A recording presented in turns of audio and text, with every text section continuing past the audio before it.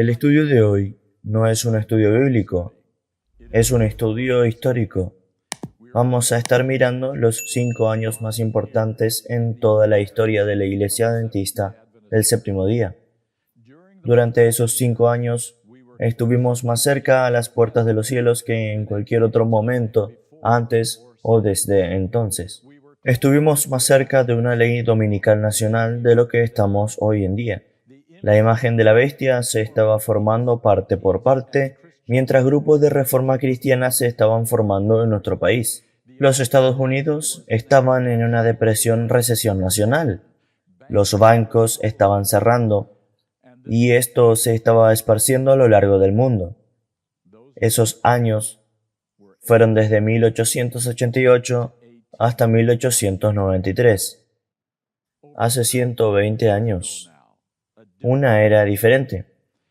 Aquí está la confirmación inspirada de lo importante que fueron estos años. Y esto fue escrito en 1898, en los registros de Australasia. Si el propósito de Dios hubiese sido llevado a cabo por su pueblo, dando el mensaje de misericordia al mundo, Cristo habría venido a la tierra y los santos ya habrían recibido su bienvenida en la ciudad de Dios. Si el propósito de Dios hubiera sido llevado a cabo, no estaríamos haciendo esto el día de hoy.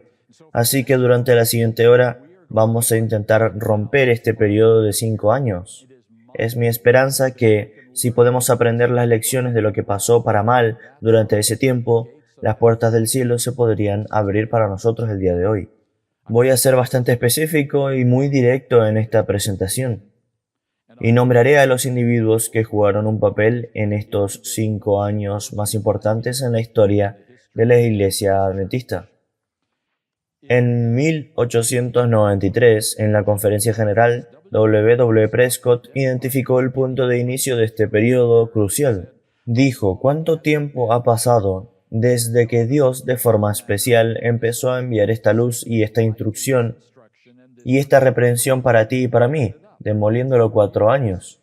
Es el 4.º año desde Minneapolis y vamos para el 5.º. Dios ha esperado y ha enviado reprensión, y ha esperado y enviado reprensión durante años. A. T. Jones ató este tiempo al principio de la lluvia tardía.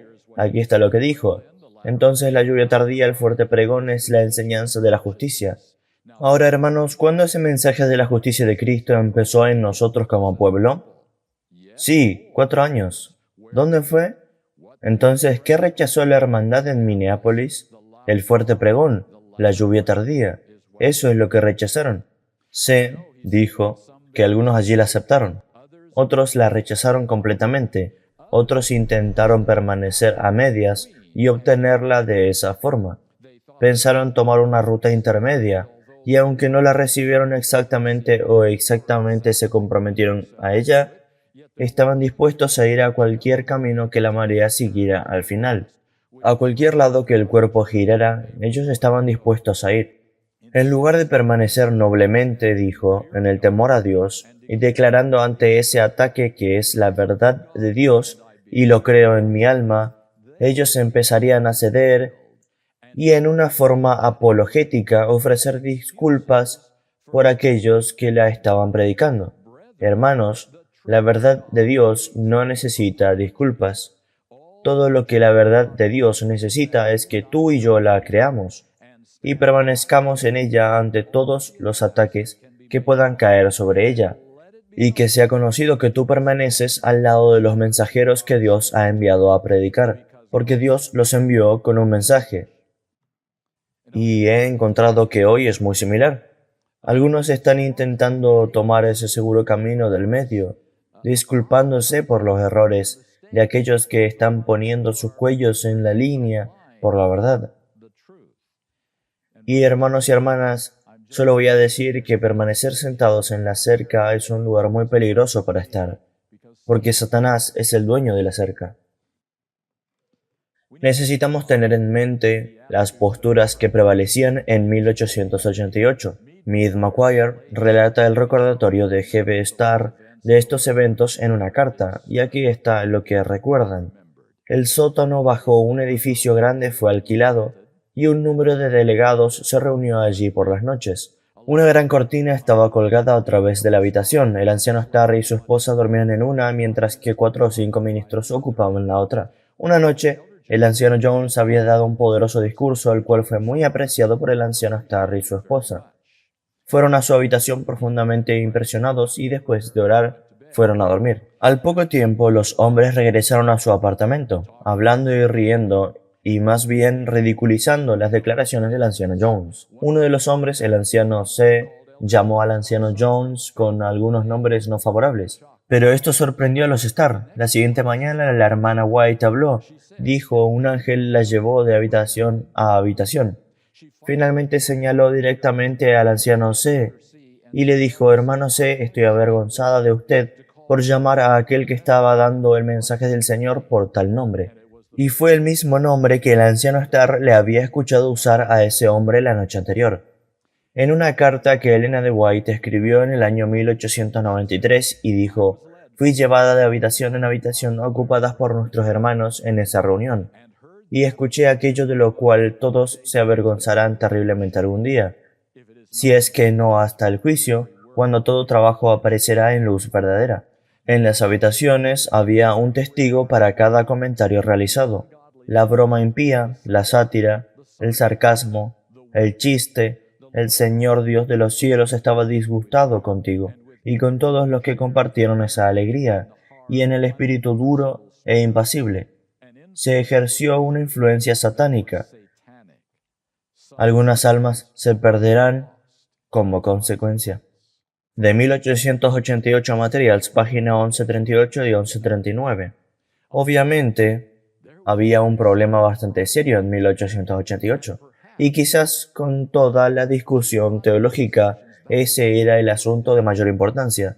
Son las posturas y el espíritu que era transmitido durante estas reuniones. Hay una lección que tenemos que aprender aquí. Ridiculizar no logra nada. Incluso cuando no estamos de acuerdo, debemos escuchar con un espíritu como el de Dios. Ahora, este espíritu desafortunadamente no murió en la década de 1890.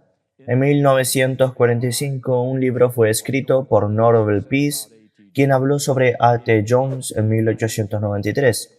Fue señalado vehementemente, casi ácidamente, en sus declaraciones. Solamente a pocos meses después de la conferencia general, Jones recibió una carta de parte de la hermana White advirtiéndole del peligro de estas declaraciones extremistas. En 1926, A. G. Daniels miró atrás 38 años hacia Minneapolis. Aquí está lo que dijo. Qué triste, qué profundamente lamentable es que este mensaje de justicia de Cristo tenga que, al momento de su llegada, encontrarse con oposición de parte de hombres serios y bien intencionados en las causas de Dios. El mensaje, escuchen bien, nunca ha sido recibido, ni proclamado, ni dado vía libre como debió haber sido, para poder llevar a la Iglesia las bendiciones inmensurables que estaban envueltas en él. Y ese análisis por el anciano Daniels repudia la idea de algunos que en 1900 casi todos habían aceptado el mensaje de 1888 y que el problema estaba resuelto. En 1937, el anciano Taylor Bunch escribió esto. Justo antes del final, el pueblo adventista revisará su historia pasada y la verá a una nueva luz.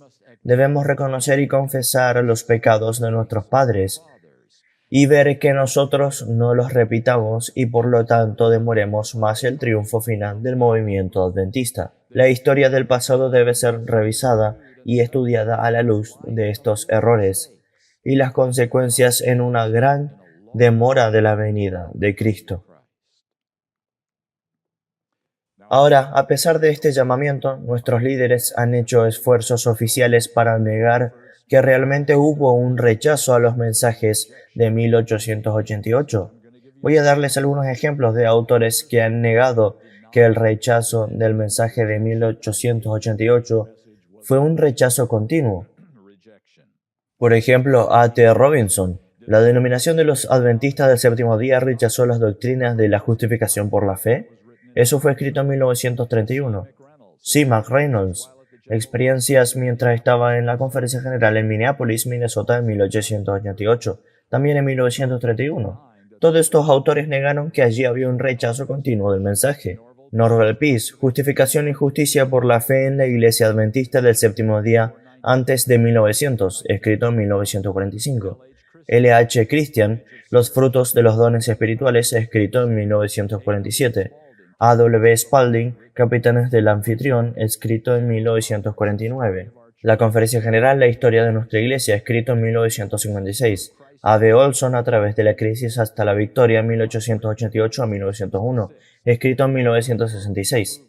Leroy Froome, Movimiento del Destino, 1971. Desmond Ford, El declive doctrinal de J. Wagner en la década de 1970. Bert Haloviak, Elena de White y A. T. Jones, también escrito en 1981. Incluso Arthur White en Elena G. de White, Los años solitarios, 1984. George Knight, desde 1888 hasta la apostasía, el caso de A. T. Jones, escrito en 1987. Todos ejemplos de libros y presentaciones hechos para decir lo entendimos bien, tuvimos nuestros problemas, los solucionamos y ahora estamos en el camino correcto. Y aquellos que han sugerido un rechazo continuo del mensaje de 1888 son retratados como negativistas y críticos, tratando de descarrilar el maravilloso progreso de la Iglesia Adventista del Séptimo Día en el siglo XX.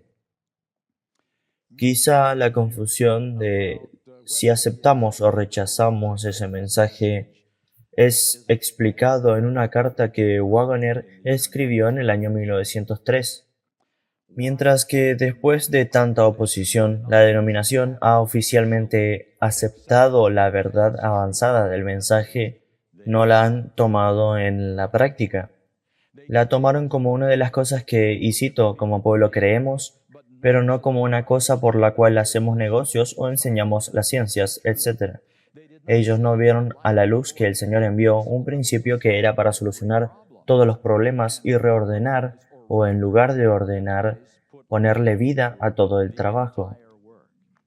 En otras palabras, servicio de labios, pero no un cambio de corazón. En la Conferencia General de 1901, W. Prescott dijo: ¿Dónde estamos parados en referencia a este mensaje? ¿Qué tan lejos ha sido recibida esa verdad? No simplemente ascendida, sino verdaderamente recibida. No muy lejos, te digo. ¿Qué tan lejos han sido los ministros de esta denominación bautizados con este espíritu? No muy lejos, te digo. Por los últimos 13 años esta luz ha sido rechazada por muchos y se han vuelto en su contra, y la están rechazando y alejándose de ella hoy. Hoy aceptamos la doctrina de la justificación por la fe como una doctrina de la Iglesia, de que somos salvados por gracia a través de la fe, pero ¿cuánto ha cambiado realmente en nuestras vidas prácticas? ¿Somos más compasivos el día de hoy por ella? ¿Somos menos críticos por ella? ¿Somos más corteses? ¿Somos más fieles hacia la palabra de Dios porque hemos sido cambiados por este mensaje? Oficialmente hemos dicho que sí y creemos en esto, pero como veremos, seguimos negando el mensaje y denigrando a los mensajeros. En 1901, la Conferencia General estaba considerando algunos cambios organizacionales mayores. Y Prescott continuó y dijo: el cambio que se necesita es un completo cambio de corazón. Cuando un cambio completo de corazón venga al ministerio de Dios, el poder que está en él barrerá todas estas extrañas cosas. No es de esta forma y plan externo de operación. Está bien, debería ser cambiado, pero si nuestras mentes están descansando sobre eso, nuestro trabajo no será cumplido de esa forma. Y creo que la preocupación de Prescott sobre cambios organizacionales exteriores, hechos sin un cambio de corazón, deberían ser cuidadosamente notados, aunque tales cambios externos serían beneficiosos para la Iglesia en los años por venir, no respondían a la condición subyacente que estaban reteniendo las promesas de Dios durante ese tiempo. Y creo que siempre hemos encontrado más fácil el sustituir cambios organizacionales por entregas del corazón Eso ha sido bastante típico entre nosotros. Aunque Elena de White, sí, ella apoyaba completamente estos cambios organizacionales realizados en 1901. Noten lo que dijo en diciembre de ese mismo año, en lo que tendría que ser la predicción más angustiosa que haya tenido que hacer durante toda su vida. Recuerden, después de los cambios organizacionales de 1901, tal vez tengamos que permanecer aquí en este mundo muchos años más debido a la insubordinación, como les sucedió a los hijos de Israel. Pero por amor de Cristo, su pueblo no debe añadir pecado sobre pecado, culpando a Dios de las consecuencias de su propia conducta errónea. Noten por qué estamos aquí. No porque no hayamos hecho buenos cambios en nuestra organización, sino por nuestra insubordinación. Esa referencia es de Manuscritos Liberados, volumen 10, página 227 y 278. Debemos recordar aquí que Elena de White estaba planeando ser traducida antes del año 1900. Ella entendió que este era el último mensaje de Dios y ahora se había dado cuenta que tendría que morir y que pasaría a otra generación y muchas más generaciones antes del cumplimiento de esas profecías. Y creo que es justo decir que estamos discutiendo estos mismos asuntos hoy como un resultado directo del cumplimiento de estas predicciones que hizo durante ese año. Y en lugar de confesar nuestra responsabilidad por el retraso, estamos culpando a Dios por el retraso siempre que decimos que Jesús vendrá en su propio tiempo predeterminado. Estamos diciendo que es su culpa. En 1902, Elena de White escribió una carta al Comité de la Conferencia General. Pero el trabajo que todo el cielo ha esperado hacer tan pronto los hombres prepararan el camino no fue realizado. Porque los líderes en el trabajo, y esta es una declaración asombrosa, porque los líderes en el trabajo cerraron y atornillaron la puerta en contra de la entrada del Espíritu. Hubo un corto detenimiento de la entrega total a Dios. Los corazones que podrían haber sido purificados del error fueron fortalecidos en hacer el mal. Las puertas estaban cerradas contra las corrientes celestiales que hubieran barrido todo el mal. Los hombres dejaron sus pecados sin ser confesados. Se edificaron en su maldad y dijeron al Espíritu de Dios: ve por tu propio camino esta vez. Cuando tenga una temporada más conveniente, te llamaré. El Señor llama, y por cierto ella sigue ahora. El Señor llama ahora a que se haga un autoexamen minucioso que no se hizo en la última conferencia general.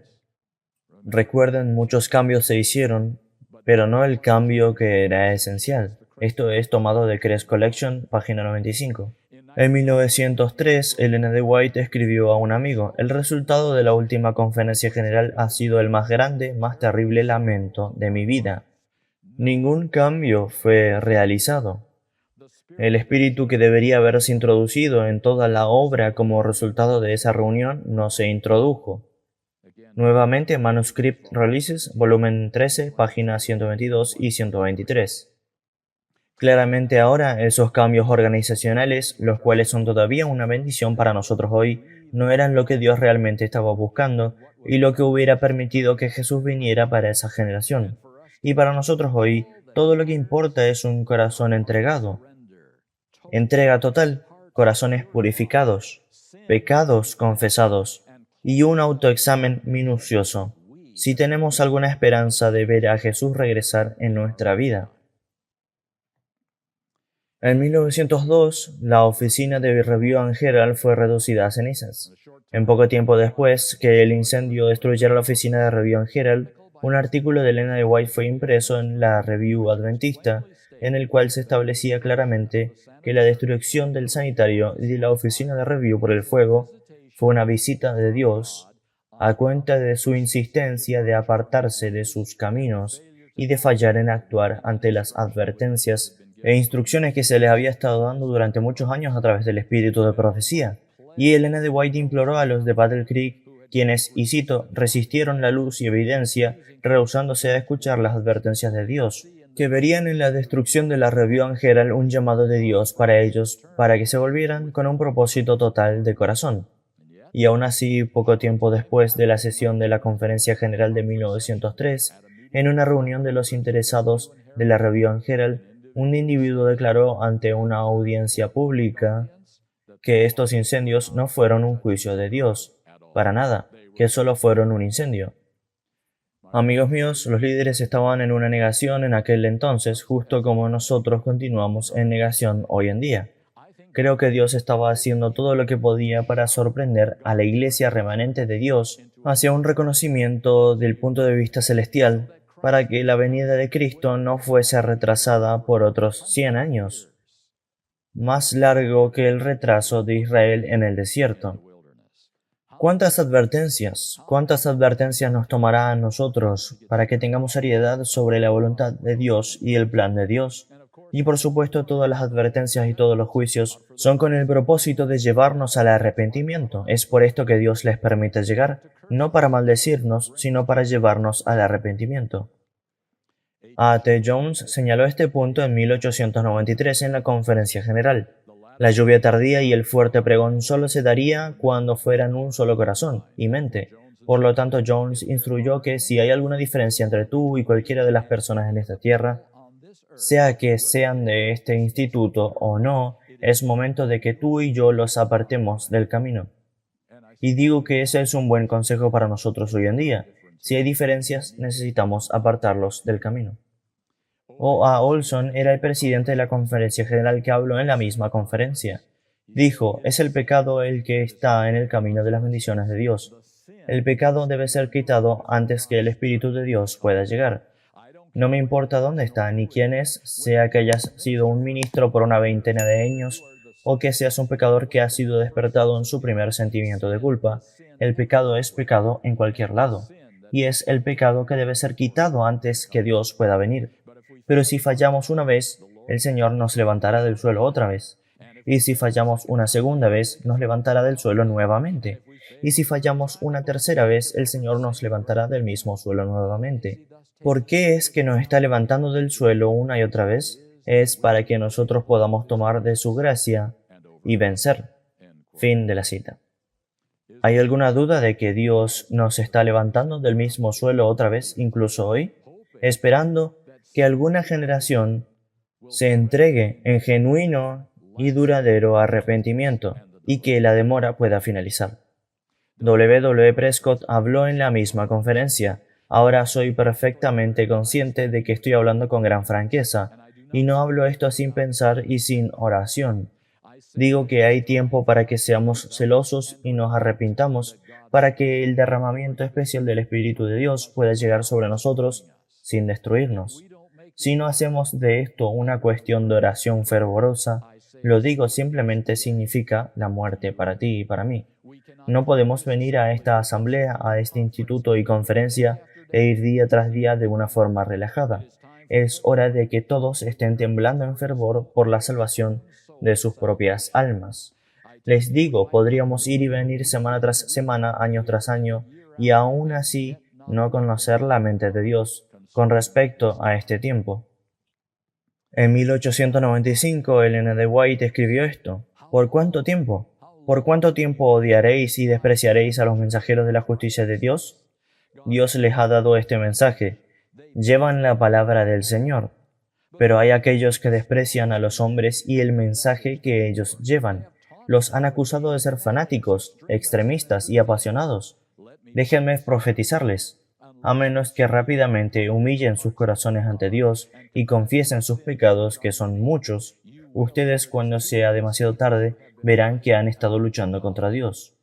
Ustedes verán que estos hombres de los cuales habéis hablado en contra han sido como señales en el mundo, como testigos para Dios. Entonces darías el mundo entero si pudieras redimir el pasado. Sigan un poco más como han estado siguiendo en rechazo de la luz celestial y están perdidos. Si rechazan a los mensajeros delegados de Cristo, rechazan a Cristo. Desprecian esta oferta gloriosa de justificación a través de la sangre de Cristo y de santificación a través del poder limpiador del Espíritu Santo, y no queda más sacrificio por los pecados. sino una cierta temerosa búsqueda de juicio e indignación intensa.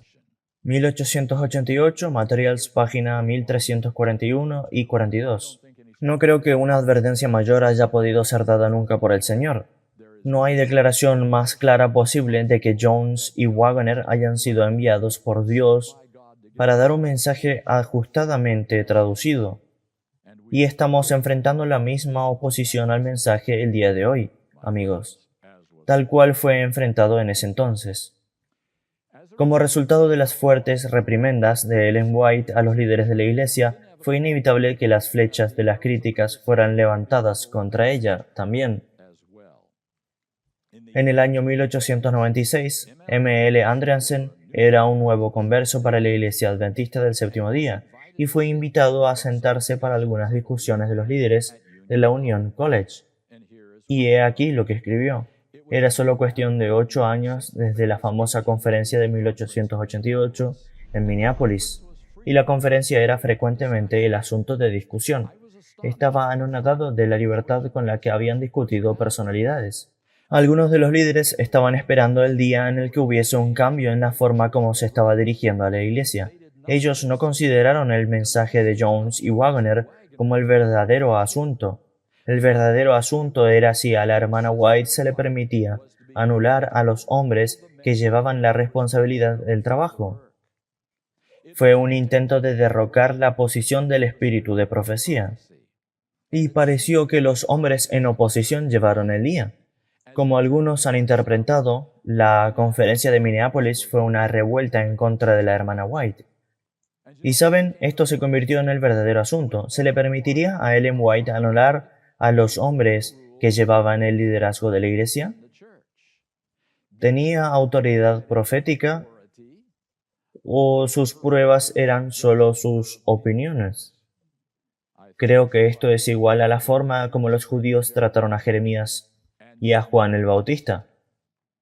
Ellen de White reconoció lo que estaba pasando. Escribió en 1902, «No volveré a comparecer ante ustedes en nuestras reuniones generales a menos que el Espíritu de Dios me impresione que debo hacerlo».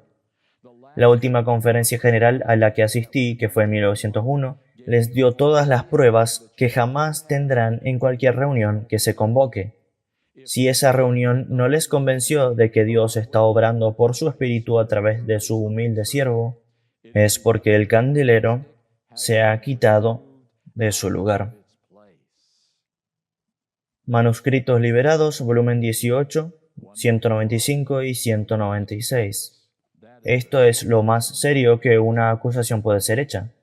En 1903 escribió este conmovedor llamamiento. Físicamente, siempre he sido como una vasija rota, y sin embargo en mi vejez el Señor continúa moviéndose sobre mí por su Espíritu Santo para que escriba los libros más importantes que se haya presentado a las iglesias y al mundo. La vida que Él perdona la usaré para su gloria, y cuando crea conveniente dejarme descansar, sus mensajes serán de una fuerza aún más vital que cuando vivía el frágil instrumento a través del cual fueron entregados. Manuscritos Liberados, volumen 8, página 428. Y hoy día el mismo asunto es nuestro asunto. ¿Tenemos realmente una voz profética hablándole a nuestras conciencias, o solo una anticuada mujer testaruda que quería que la Iglesia se manejara a su forma? Nuestra decisión es la misma que la de ellos. Como mencioné antes, los ataques en contra de Jones y Waggoner y su mensaje son tan fuertes hoy en día o más fuertes que durante la década de 1890. A finales de noviembre de 1982, un artículo de 2 partes de Ellen de White fue publicado en la Review y dijo: «El fuerte pregón del tercer ángel ya ha comenzado en la revelación de la justicia de Cristo.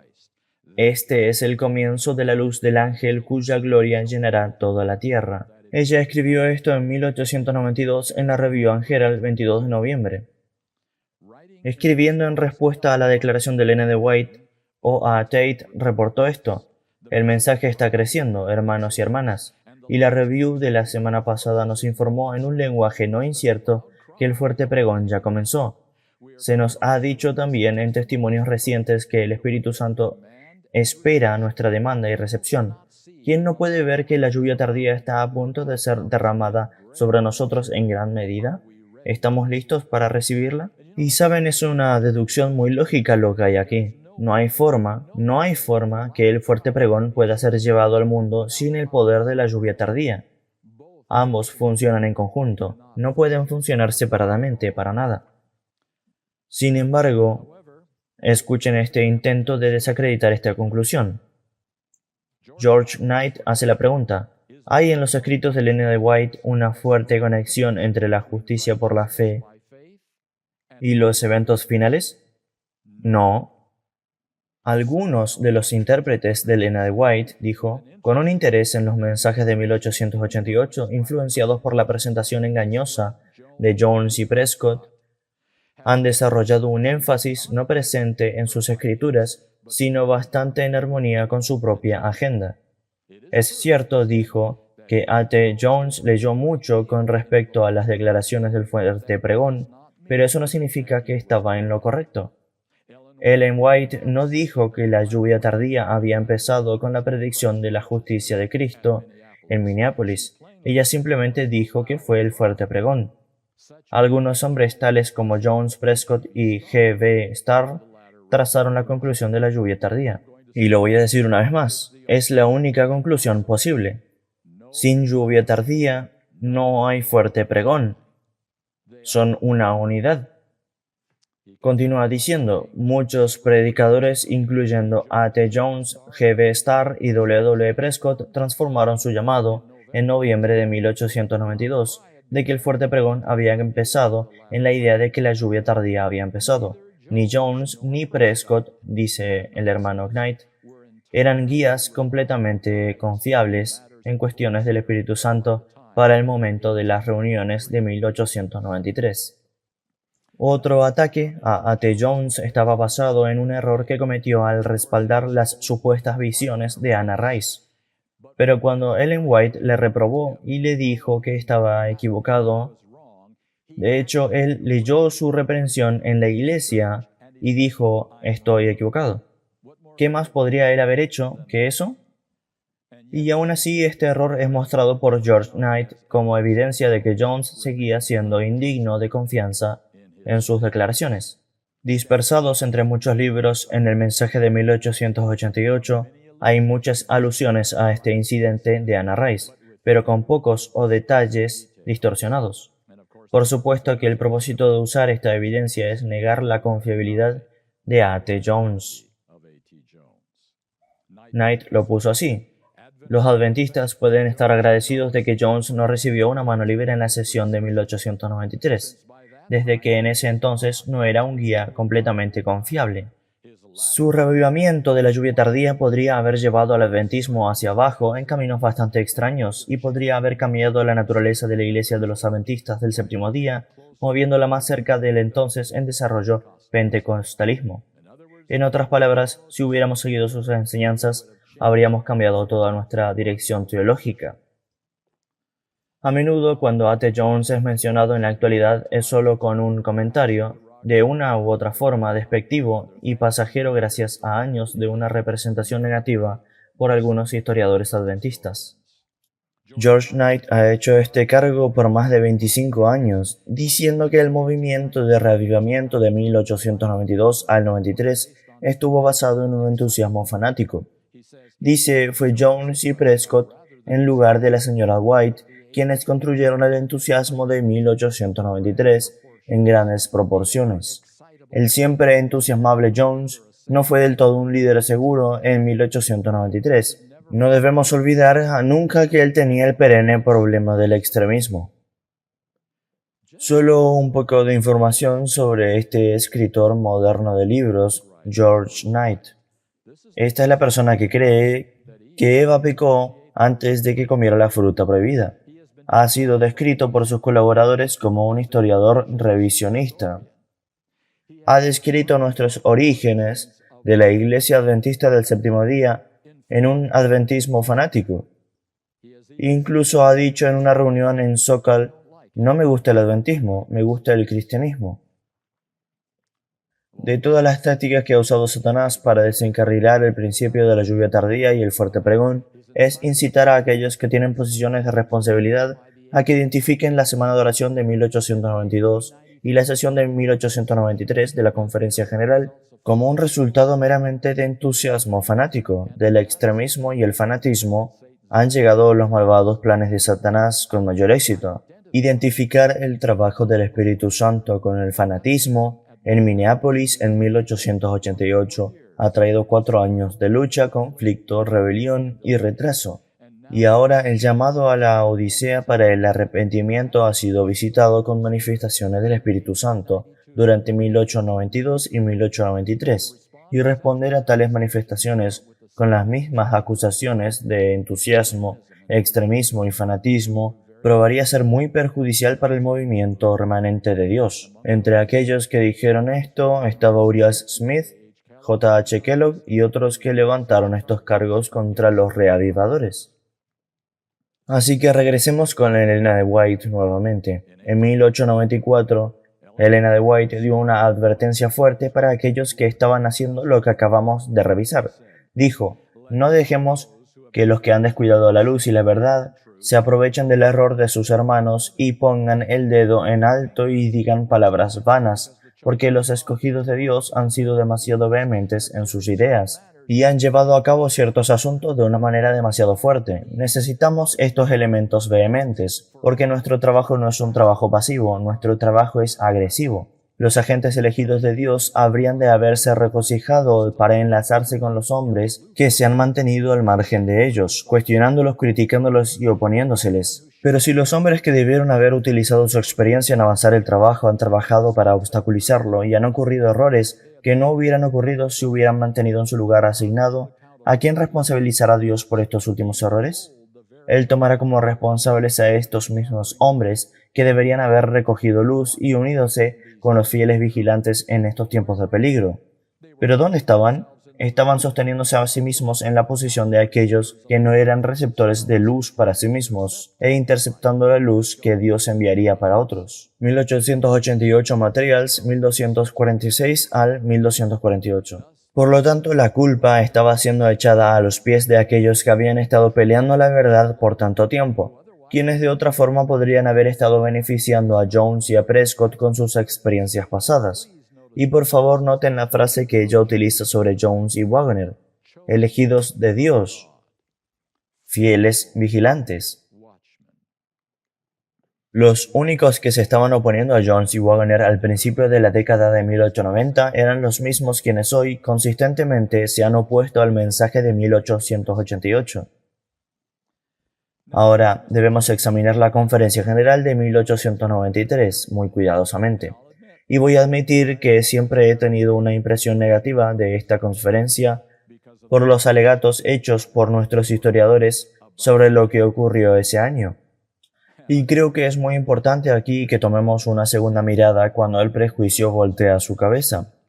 El reporte en la Review después del segundo sábado de reuniones en 1893 dice lo siguiente.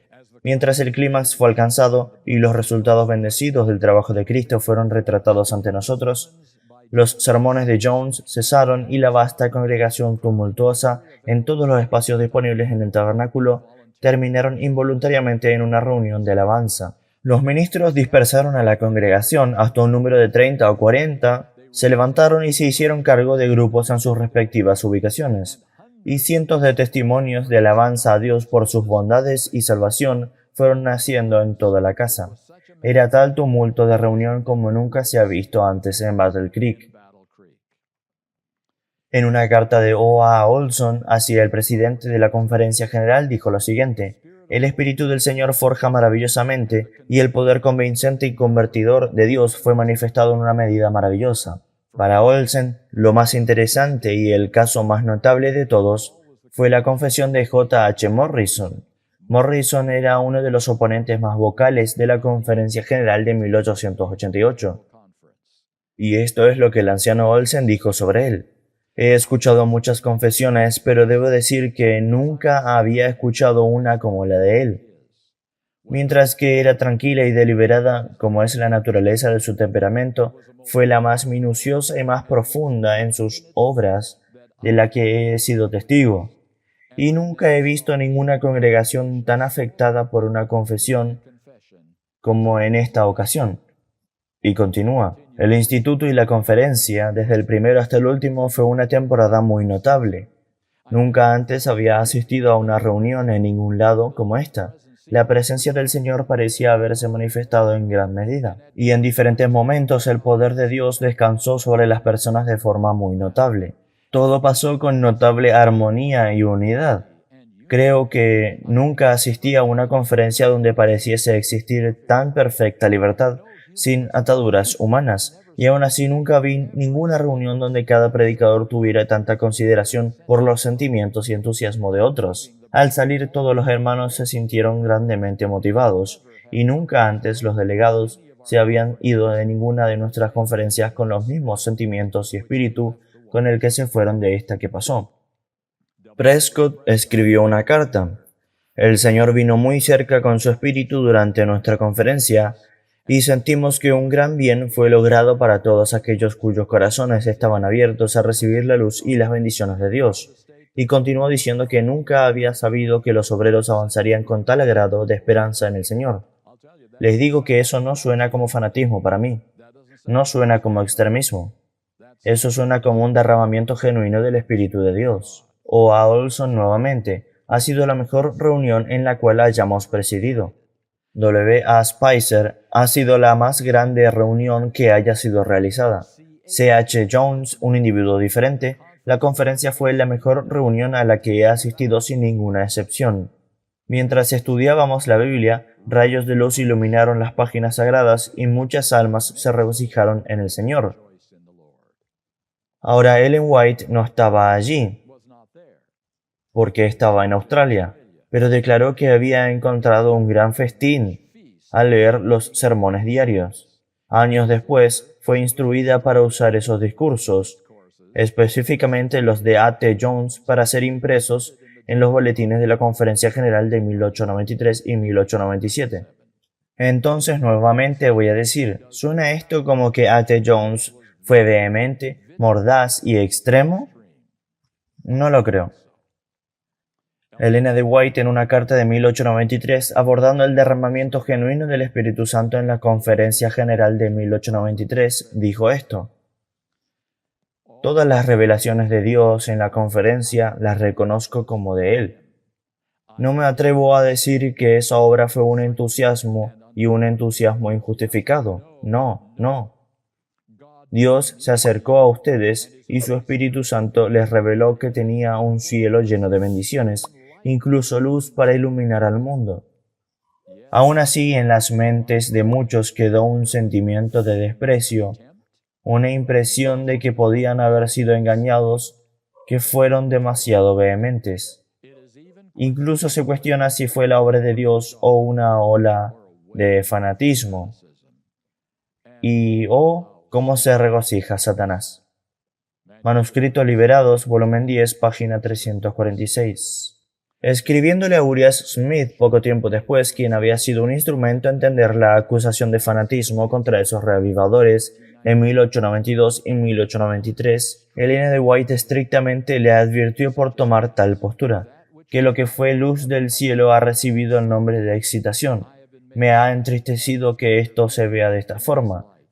Debemos ser muy cuidadosos para no contristar al Espíritu Santo de Dios, declarando que la administración de su Espíritu Santo es una especie de fanatismo.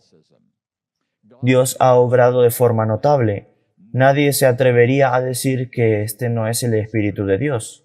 Y Elena de White le explicó a Smith que Satanás ha llevado a muchos a fracasar, a caer en la tentación de que puede hacer sugerencias en las mentes de muchos de que la luz enviada del cielo solo fue fanatismo y entusiasmo. Llamarán a la luz oscuridad y la oscuridad será elegida en lugar de la luz. He tenido miedo, terrible miedo, de que aquellos que sintieron los brillantes rayos del sol de justicia, porque no tengo ni una duda de que recibieron el Espíritu Santo, pero llegarán a la conclusión de que las bendiciones celestiales enviadas de Dios son una ilusión. 1888 Materials, 1210 a 1213. En 1884 escribió esto: el que acusa a la obra de Dios de excitación indebida y la llama fanatismo, ciertamente se encuentra en terreno peligroso. Están pecando contra el Espíritu Santo. y como resultado de su resistencia se colocan donde no pueden reconocer el Espíritu de Dios. Review en Herald, febrero 13 de 1894.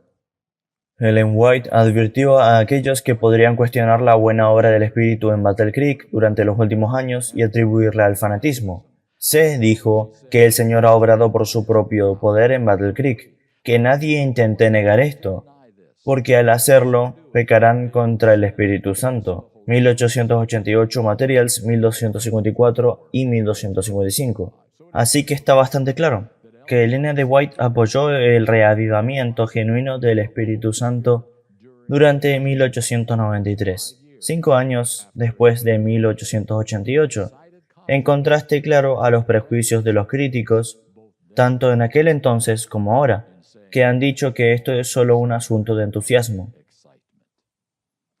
Durante las reuniones ministeriales antes de la Conferencia General de 1893, S.N. Haskell hizo la conexión obvia entre el fuerte pregón y la lluvia tardía. Dijo, este es el derramamiento del Espíritu de Dios, es el fuerte pregón del mensaje del tercer ángel. A. T. Jones agregó lo siguiente, estas oraciones están subiendo diariamente, están las tuyas entre ellas, están las mías entre ellas.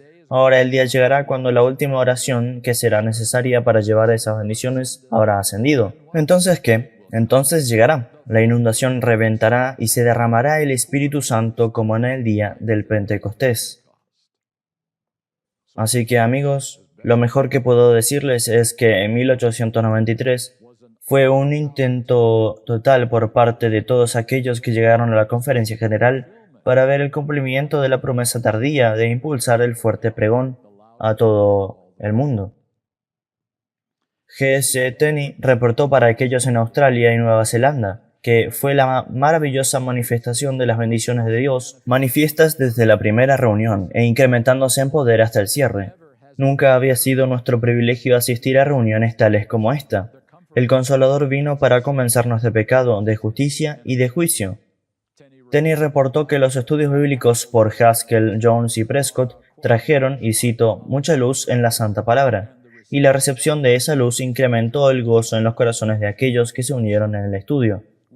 Con gran humildad, sentimientos equivocados fueron confesados, y los corazones que de alguna forma habían estado distanciados fueron acercados y se unieron en los lazos más cercanos. Y Tenney podía ahora, sin disculpas, declarar, hemos llegado al momento de la lluvia tardía y el momento en que el Señor le podrá decir a su pueblo, levántense, brillen porque vuestra luz ha llegado y la gloria del Señor está sobre ustedes. Así que voy a decirlo nuevamente, nada de esto suena como extremismo o fanatismo, sino como el principio del cumplimiento de la predicción profética final, si se dejaba continuar. Con esto en mente, revisemos una vez más las claras declaraciones de Elena de White de 1898 en El deseado de todas las gentes, 633 y 634. Si la Iglesia de Cristo hubiese hecho su obra como el Señor le ordenaba, todo el mundo habría sido ya amonestado y el Señor Jesús habría venido a nuestra tierra con poder y grande gloria. Así que mi conclusión es bastante sencilla. El periodo de 5 años entre 1888 y 1893 marcó el punto más alto en los 150 años de historia de la Iglesia Adventista del Séptimo Día. Estamos más cerca de las puertas de los cielos en ese momento que en cualquier otro momento antes o desde entonces. La experiencia de la lluvia tardía y fuerte pregón casi ocurre con el cumplimiento inevitable de las predicciones de la ley dominical y el cierre de la libertad condicional en las 7 últimas plagas. Entonces, ¿qué pasó? ¿Por qué seguimos aquí teniendo este seminario? 1893 fue seguido por oposición, por críticas, por desunión, y rápidamente resbalándose y volviendo a la apatía de la Odisea, haciendo lo mejor que pudimos, lo cual nunca será suficientemente bueno. Y el siglo siguiente trajo consigo compromisos y desobediencia total en nuestro trabajo médico, y en nuestras instituciones educativas y nuestras obras de publicación.